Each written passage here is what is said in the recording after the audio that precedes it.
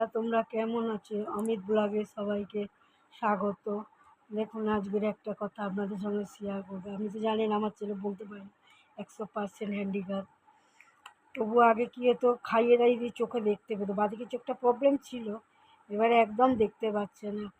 কতবার হসপিটালে নিয়ে গেলাম, চোখই খুলছে না। কালকে আবার নিয়ে গেছিলাম, নিয়ে যাওয়ার পরে চোখের ম্যাডাম দেখলো, দেখে অনেক কষ্টে ড্রপ লিখে দিয়েছে, চোখ কিছুতে দেখাতে পারলাম না, নিয়ে চলে এলাম। এই যে চোখটা ব্যথা করছে, বাঁদিকে চোখ বলেই দিয়েছে, যখন তখন চোখের মণি এত ঘষছে, যখন তখন চোখ মানে আরও নষ্ট হয়ে যেতে পারে। চোখে আর যদি বা একটু হালকা হয়ে আছে, একদম আর দেখতে পাবে না, মণি যখন তখন ফুটো হয়ে যাবে। ওই জন্য ওকে বলেছে যাতে না চোখে হাত দেয়, কিন্তু ও শুনছে না, চোখে ব্যথা করছে, চোখের মধ্যে হাত দিয়ে রাখছে। কতক্ষণ ধরে রাখবো, যতক্ষণ পারছি ধরে রাখছি।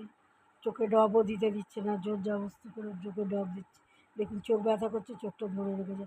চশমা পরে রাখতে বলেছে, চশমা পরে রয়েছে, তাই তো চোখে দেখতে পাচ্ছে না, চোখটা ব্যথা করছে।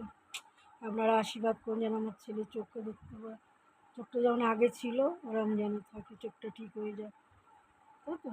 কমেন্ট, শেয়ার, লাইক করুন, আমাদের পাশে থাকুন।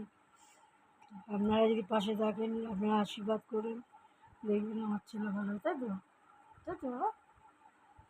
দেখেন কি আমার তাকিয়ে রয়েছে, চোখে দেখতে পাচ্ছে না, কষ্ট হচ্ছে, চোখ ব্যথা করছে। ঠিক আছে, রাখছি।